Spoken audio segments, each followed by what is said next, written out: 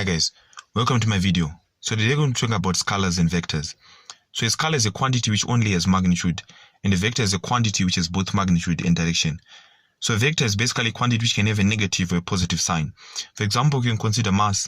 Mass is a scalar because it can either be positive or negative. We can never have negative or positive mass. It can only either be, for example, 20 kilograms. We can never have positive 20 or negative 20. For example, distance again is another example for a scalar quantity because it describes how an object has moved overally but doesn't consider the direction the object has traveled in. But displacement is a vector quantity as it describes how far an object has traveled from where it has started and in what direction. Consider the following example. If you have 2 points, point A and point B, and the length between point A and point B is approximately, let's say, 20 meters.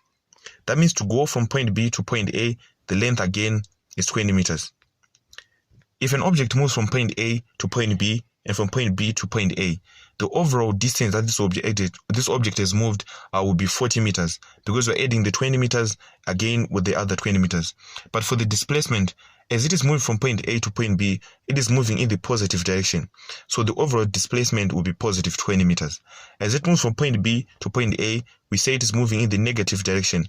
So the overall displacement will be negative 20 in the negative direction. So the overall displacement that this object has in its motion will be positive 20 plus negative 20, and we get a total displacement of 0.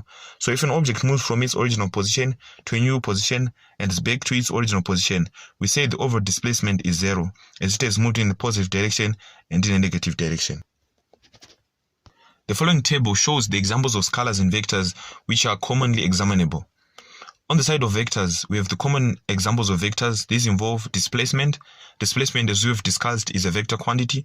Velocity, again, is a vector quantity. We can say a car is moving at positive 20 meters per second or negative 20 meters per second. Acceleration is a vector.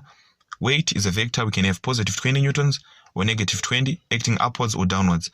Momentum, again, momentum is a vector quantity. Field strength, again, is a vector quantity. This can be magnetic field strength, or we say it is a vector quantity. On the side of scalars, we have a lot of scalars. These involve distance. Distance is a scalar quantity again. It doesn't involve direction.